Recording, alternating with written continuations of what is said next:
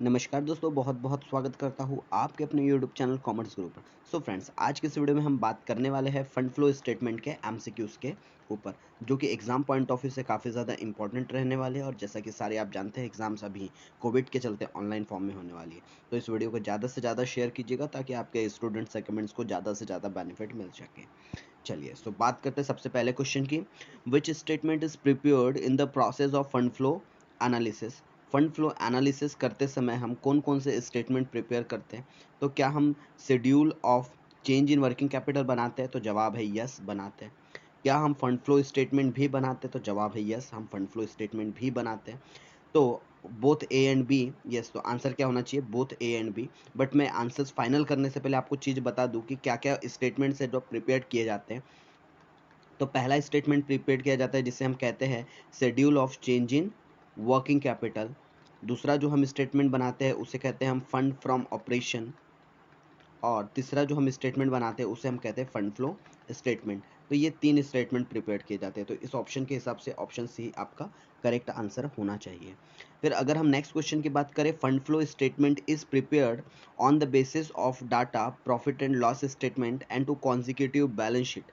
क्या fund flow statement जो हम प्रिपेयर करते हैं ये PL statement as well as balance sheet के 2 इयर्स के अगर इंफॉर्मेशन गिवन है तो उसके बेसिस पर हम फंड फ्लो स्टेटमेंट बनाते बोल रहा है। तो this statement is absolutely true, क्योंकि जब भी हम फंड फ्लो स्टेटमेंट के क्वेश्चन बनाते हैं हमारे पास 2 साल की बैलेंस शीट गिवन होती है और कुछ एक्सपेक्टेड प्रॉफिट एंड लॉस की इंफॉर्मेशन भी अवेलेबल होती है। चलिए हम बात करते हैं नेक्स्ट क्वेश्चन की। विच of the following rules stand true while preparation of schedule of change in working capital. मतलब आपको क्या बताना है? Schedule of change in working capital के लिए ट्रू स्टेटमेंट फाइंड आउट करना है। तो क्या बोलता है? An increase in the current assets. अच्छा, यानी कि आपको रिलेशन बताना है। तो मैं आपको सीधा सीधा यहाँ पर आंसर फाइनल बताने से पहले आपको एक बात समझा दूँ। करंट असेट्स और वर्किंग कैपिटल में डायरेक्ट रिलेशन है। डायरेक्ट मतलब अगर करंट असेट्स बढ़ेंगी तो वर्किंग कैपिटल भी बढ़ेगी। अगर करंट असेट्स कम होंगी तो वर्किंग कैपिटल भी कम होंगी। जबकि करंट लायबिलिटी और वर्किंग कैपिटल में इन्वर्स रिलेशन है। मतलब अगर आपकी करंट लायबिलिटी बढ़ेंगी तो आपकी वर्किंग कैपिटल डिक्रीज होंगी, और अगर आपकी करंट लायबिलिटीज डिक्रीज हो रही तो आपकी वर्किंग कैपिटल इंक्रीज होंगी।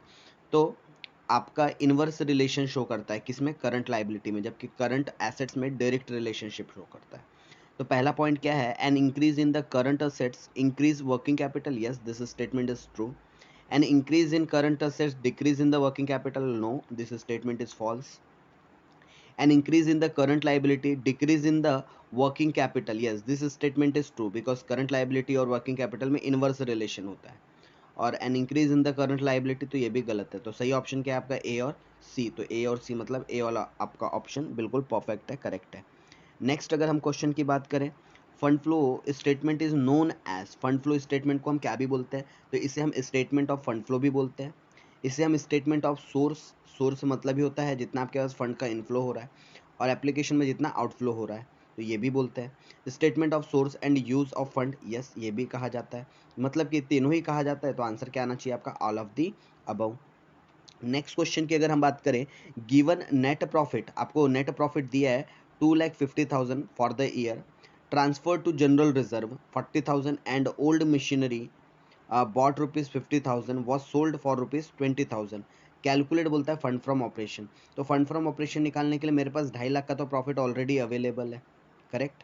और मैंने क्या किया होगा, जब मुझे प्रॉफिट हुआ होगा, ये मैं मेरा नॉर्मल प्रॉफिट एंड लॉस बनाता हूँ मैं, तो ये मुझे 2.5 लाख का नेट प्रॉफिट गिवन है।